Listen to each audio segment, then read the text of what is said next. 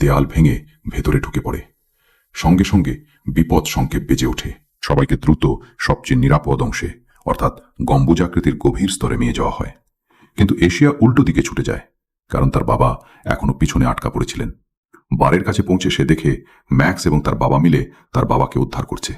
স্টাফরা তাদের জরুরি লিফটে শর্টকাট পথে নিয়ে যায় এবং তারা শেষ মুহূর্তে নিরাপদে পৌঁছে যায়। এরপর স্ক্রিনে ভেসে ওঠে ভয়াবহ সত্য। তৃতীয় বিশ্বযুদ্ধ শুরু হয়ে গেছে।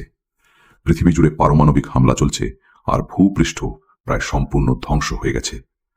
বিস্ফোরণের পর বাংকারের বাইরে সব যোগাযোগ বিচ্ছিন্ন হয়ে যায়। ব্যাকআপ বিদ্যুৎ চালু হলেও সবাই আতঙ্কিত হয়ে পড়ে। ম্যানেজার সবাইকে শান্ত থাকার নির্দেশ দেয় এবং কন্ট্রোল রুমে যায়। কিছুক্ষণ পর সে ফিরে এসে জানায় যে বিদ্যুৎ ব্যবস্থা পুরোপুরি সচল হয়েছে, এখন শুধু বাইরের যোগাযোগ ব্যবস্থা ঠিক করতে হবে। সে দুজন কর্মীকে ভূপৃষ্ঠে পাঠানোর সিদ্ধান্ত নেয়।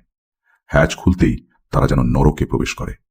চারদিকে বালি উঠছে, তেজস্ক্রিয়তার মাত্রা আকাশচুম্বী, তাপমাত্রা ৮০ ডিগ্রি, আর দূরের পাহাড়গুলো বিকৃত ও দগ্ধ হয়ে গেছে। তারা কষ্ট করে কাজ চালিয়ে যেতে থাকে, কিন্তু হঠাৎ ঝড়ো বাতাস যন্ত্রপাতি উড়িয়ে নিয়ে যায়। একজনের গ্লাভস প্রচণ্ড তাপে গলে যায়, তার পুরো হাত অবশ হয়ে পড়ে। কোনো মতে তারা ফিরে আসতে সক্ষম হয়। এরপর সবাই আশা ছেড়ে দেয়। তারা বিশ্বাস করতে শুরু করে যে জীবনের বাকি সময়টা তাদের এই ভূগর্ভস্থ বাংকারেই কাটাতে হবে। সবাই ভেবে নেয় যে পৃথিবী সত্যি শেষ হয়ে গেছে, কিন্তু তারা কেউই জানত না ঠিক সেই মুহূর্তে উপরের হ্রদের ধারে সূর্য ঝলমল করছে, আর সাধারণ মানুষ স্বাভাবিকভাবে মাছ ধরছে। অর্থাৎ তাদের সামনে যে ধ্বংসস্তূপের দৃশ্য দেখানো হয়েছিল, তার পেছনে হয়তো লুকিয়েছিল আরও বড় কোনো রহস্য।